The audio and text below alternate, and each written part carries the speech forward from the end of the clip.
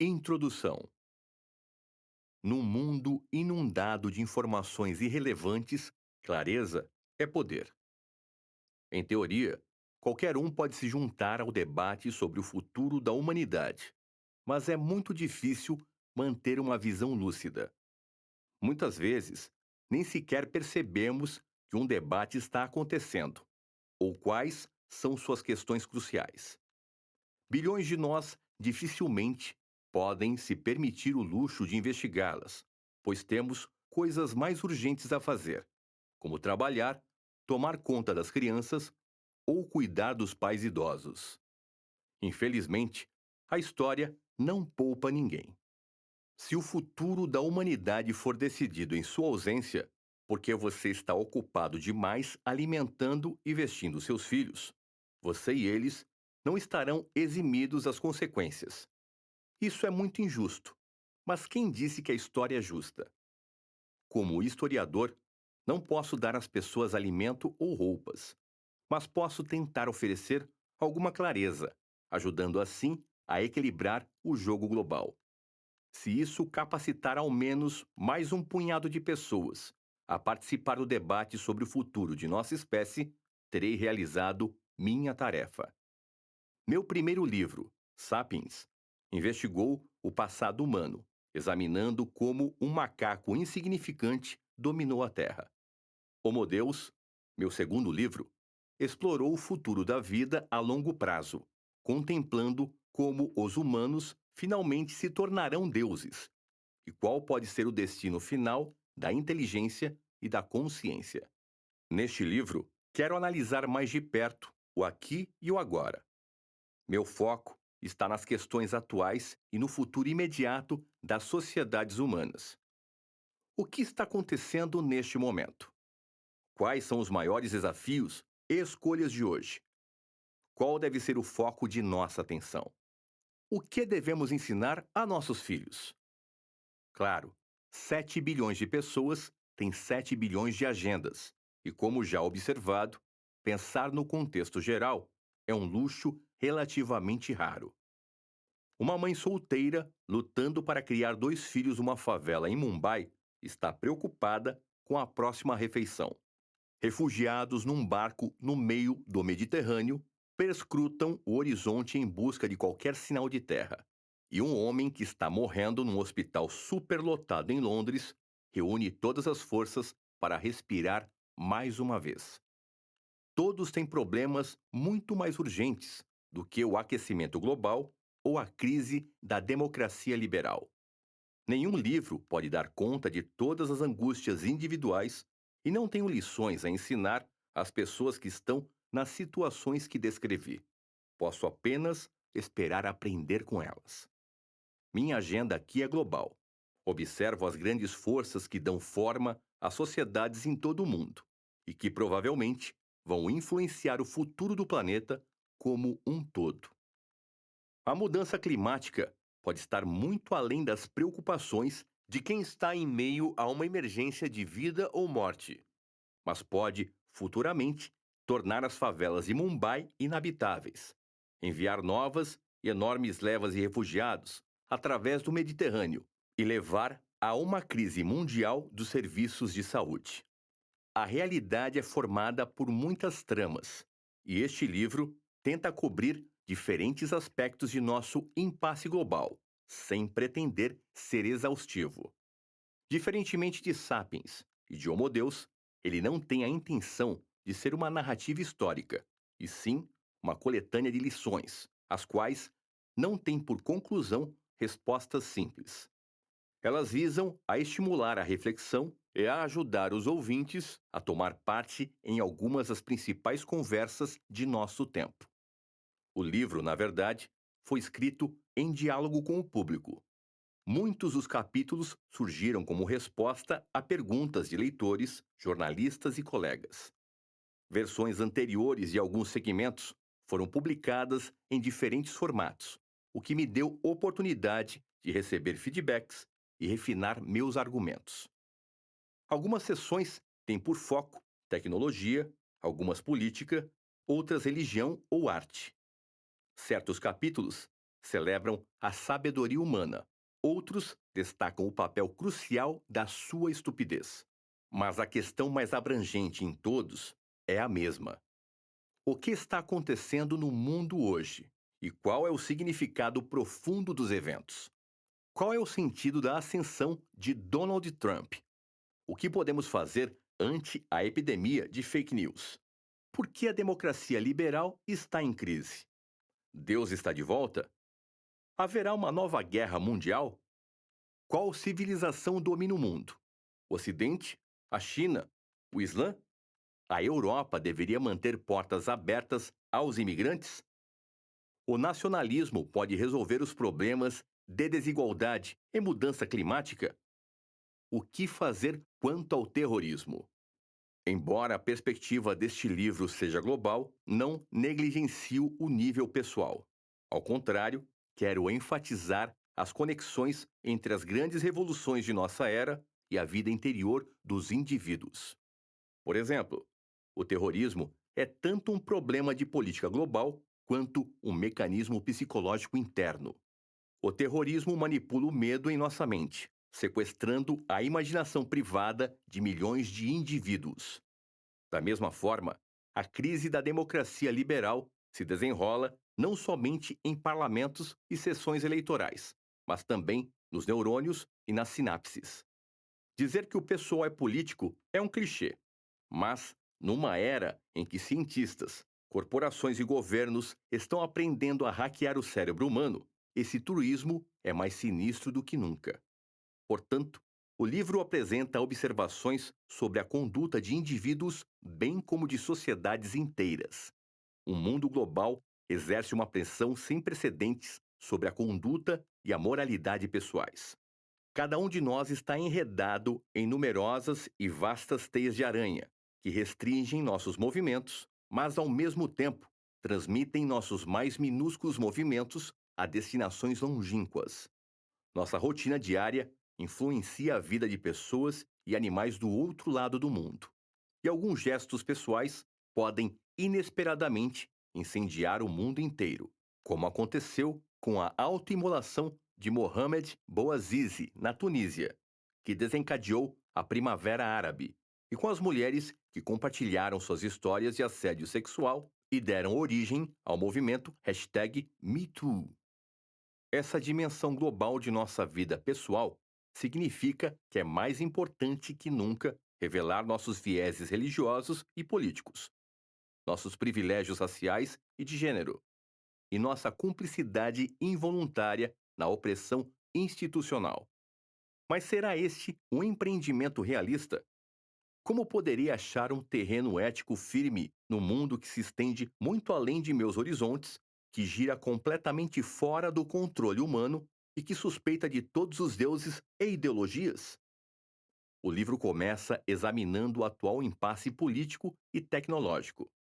No final do século XX, tudo levava a crer que as grandes batalhas ideológicas entre fascismo, comunismo e liberalismo tinham resultado na vitória arrasadora do liberalismo. Democracia política, direitos humanos e capitalismo de livre mercado pareciam destinados a conquistar o mundo inteiro. Mas, como de costume, a história dá voltas inesperadas. E após o colapso do fascismo e do comunismo, agora o liberalismo está emperrado. Então, para onde caminhamos? Essa pergunta é especialmente incômoda, porque o liberalismo está perdendo credibilidade justo quando as revoluções gêmeas na tecnologia da informação e na biotecnologia enfrentam os maiores desafios com que nossa espécie já deparou. A fusão das duas áreas pode em breve expulsar bilhões de seres humanos do mercado de trabalho e solapar a liberdade e a igualdade. Algoritmos de Big Data poderiam criar ditaduras digitais nas quais todo o poder se concentra nas mãos de uma minúscula elite, enquanto a maior parte das pessoas sofre não em virtude de exploração, mas de algo muito pior: irrelevância. Comentei extensivamente a fusão da tecnologia da informação com a biotecnologia em meu livro anterior, Homo Deus. Mas enquanto aquele livro se focava nas perspectivas a longo prazo, perspectivas de séculos e até de milênios. Este livro concentra-se na crise social, econômica e política mais imediata. Meu interesse aqui é menos pela criação, no futuro, da vida inorgânica e mais pela ameaça ao estado de bem-estar social e a determinadas instituições como a União Europeia. O livro não tenta cobrir todos os impactos das novas tecnologias. Embora a tecnologia encerre muitas e maravilhosas promessas, minha intenção é destacar principalmente as ameaças e os perigos que ela traz consigo, já que as corporações e os empreendedores que lideram a revolução tecnológica tendem, naturalmente, a entoar loas às suas criações. Cabe a sociólogos, filósofos e historiadores como eu fazer soar o alarme e explicar o que pode dar errado. Depois de delinear os desafios que enfrentamos, na segunda parte do livro, examinaremos uma ampla gama de respostas possíveis. Poderiam os engenheiros do Facebook usar inteligência artificial para criar uma comunidade global que vai salvaguardar a liberdade e a igualdade humanas? Talvez a resposta seja reverter o processo de globalização e tornar a fortalecer o Estado-nação? Será que devemos retroceder ainda mais e ir buscar esperança e sabedoria nas fontes de antigas tradições religiosas? Na terceira parte do livro, vemos que, embora os desafios tecnológicos sejam sem precedentes, e embora as discordâncias políticas sejam intensas, o gênero humano poderá enfrentar a situação à altura se mantivermos nossos temores sob controle e formos um pouco mais humildes quanto a nossas opiniões.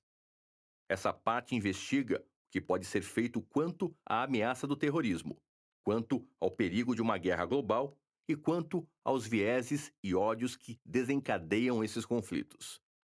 A quarta parte enfrenta a questão da pós-verdade e pergunta em que medida ainda somos capazes de compreender desenvolvimentos globais e distinguir os malfeitos da justiça.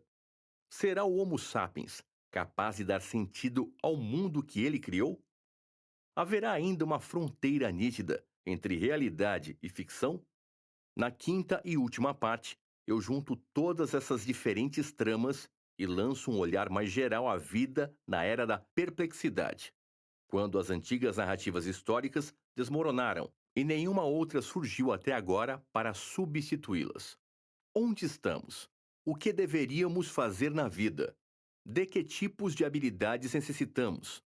Considerando tudo o que sabemos e que não sabemos sobre ciência, sobre Deus, sobre política e sobre religião, o que podemos dizer sobre o sentido da vida hoje? Isso pode soar ambicioso demais, mas o Homo sapiens não pode esperar. O tempo está ficando escasso para a filosofia, a religião e a ciência. As pessoas têm debatido o sentido da vida por milhares de anos. Não podemos continuar esse debate indefinidamente. A crise ecológica iminente, a ameaça crescente das armas de destruição em massa e o surgimento de novas tecnologias disruptivas não o permitirão. Talvez o mais importante seja o fato de que a inteligência artificial e a biotecnologia estão dando à humanidade o poder de reformulação e reengenharia da vida. Muito em breve, alguém terá de decidir como usar esse poder, com base numa narrativa implícita ou explícita sobre o sentido da vida. Filósofos são muito pacientes, mas engenheiros são muito menos, e investidores são os menos pacientes de todos. Se você não sabe o que fazer com o poder de reengenharia da vida, as forças do mercado não vão esperar 1000 anos por uma resposta. A mão invisível do mercado imporá sua resposta cega. A menos que você se compraza em deixar o futuro da vida à mercê de relatórios de contabilidade, é preciso ter uma ideia clara do que é a vida. No capítulo final, eu me permito algumas observações pessoais, falando de um sapiens para o outro, antes que a cortina desça sobre nossa espécie e comece um drama completamente diferente. Antes de embarcar nesta jornada intelectual, eu gostaria de destacar um aspecto decisivo. Grande parte do livro discute as imperfeições da visão de mundo liberal e do sistema democrático. Faço isso não por acreditar que a democracia liberal é excepcionalmente problemática, e sim porque penso que é o modelo político mais bem-sucedido e versátil que os humanos desenvolveram até agora para lidar com os desafios do mundo moderno. Mesmo que não seja adequado a toda a sociedade em todo estágio de desenvolvimento, ele provou seu valor em mais sociedades e em mais situações do que qualquer uma de suas alternativas. Portanto, ao examinar os novos desafios que temos diante de nós, é necessário compreender as limitações da democracia liberal e explorar como podemos adaptar e melhorar suas instituições atuais. Infelizmente, no atual clima político, todo o pensamento crítico sobre liberalismo e democracia pode ser sequestrado por autocratas e vários movimentos não democráticos, cujo único interesse é desacreditar a democracia liberal, em vez de se envolver numa discussão aberta sobre o futuro da humanidade. Ao mesmo tempo que ficam mais do que satisfeitos em debater os problemas da democracia liberal, não toleram críticas dirigidas a eles. Portanto, como autor, tive de fazer uma escolha difícil. Deveria expor minhas ideias abertamente, arriscando que minhas palavras fossem interpretadas fora de contexto e usadas para justificar as novas autocracias? Ou deveria censurar a mim mesmo? É uma marca dos regimes não liberais dificultar a livre expressão até mesmo fora de suas fronteiras.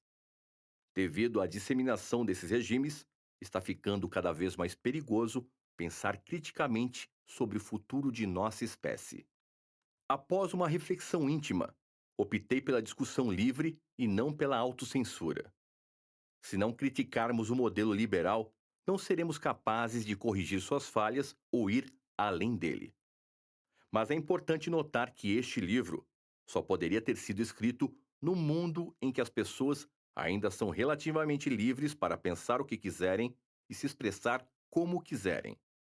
Se você dá valor a este livro, deveria valorizar também a liberdade de expressão.